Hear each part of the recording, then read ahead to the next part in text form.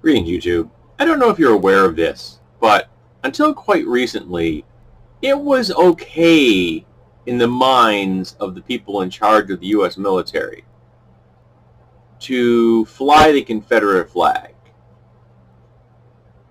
Now, I don't know if you're aware, but that flag over my shoulder, that's the U.S. flag. This one is upside down. If you know the military flag code, you'll know why. But that's our flag. Do you know who used to fly the Confederate flag? Technically, the Confederate battle flag?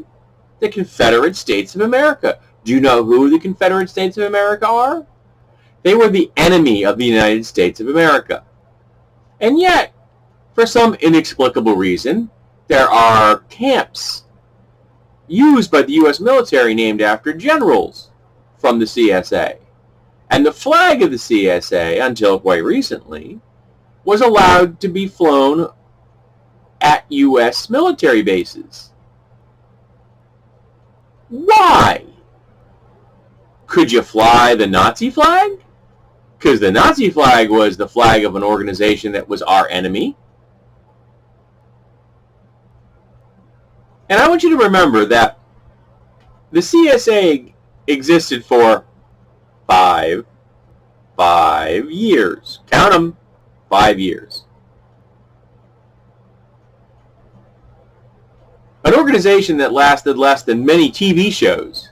Of an organization that has lasted less time than the fact that I own T-shirts that are 7 times older than the CSA.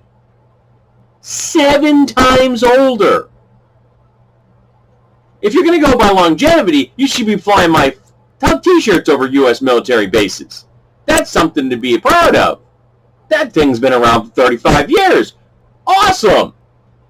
The CSA only made 5. And it existed for the purpose of maintaining slavery.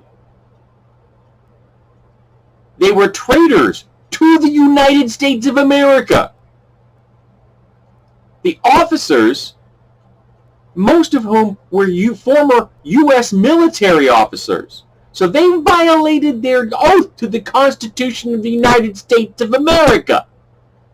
And then the new oath they took to the Constitution of the CSA baked into it that black people were inferior and should be enslaved. So don't give me the bullshit that it wasn't about slavery. Go read the words of the vice president of the CSA. Go read his fucking words.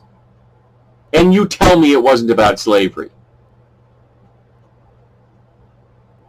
It was about slavery. Now you're going to tell me that, well, the rank and file members of the CSA, they were not slave owners. I don't give a fuck.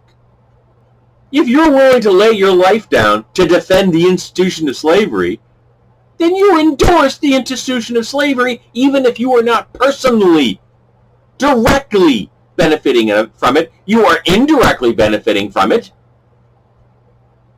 Just like every white person in America has indirectly benefited from white supremacy.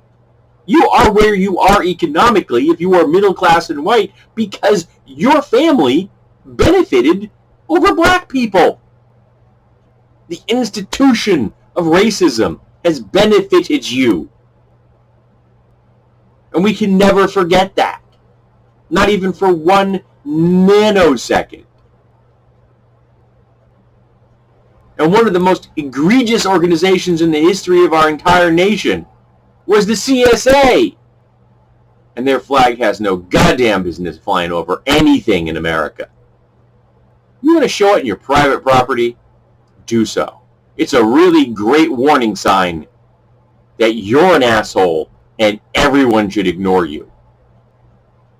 Though I do think there's an argument for we should have treated the CSA the way the Germans treated the Nazis at the end of World War II.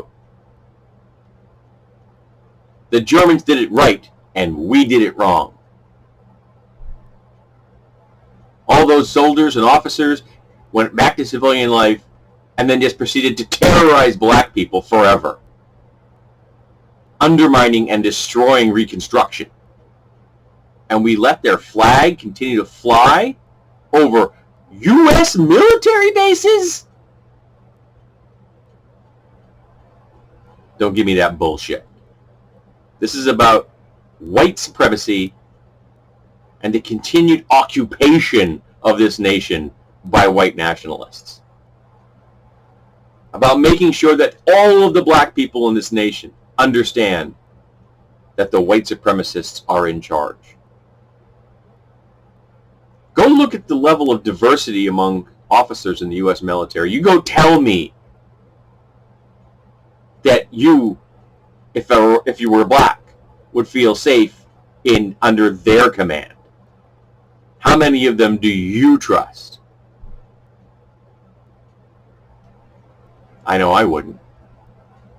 And for all the people out there, all the white people are going to come to defend the U.S. military before this decision, going to defend flying that flag. I want you to sincerely and honestly answer me this. Would you tolerate being treated in America the way black people are treated? I want you to give me a sincere answer. Are you willing to be treated the way black people are treated in America? I want your answer. I want you to be honest. I know you probably can't do that, but give it a try. Actually look in the mirror and face your own fucking hatred. Face your own racism. Admit it exists and then begin to deconstruct it. Don't just say, I'm not racist. Be anti-racist. Say the words, do the deeds, and make sure that institutions, say like the U.S. military, don't fly the Confederate flag over our bases. Unless white people decide that white supremacy is an issue we need to tackle, it's never going away. This isn't a black issue. It was never a black issue. And expecting the black community to step up and solve this for us is more bullshit white supremacy crap. We created this problem. We have to dismantle it. It's our goddamn job. So step up and start doing it. And one of the first things we can do is burn every goddamn Confederate flag on this continent.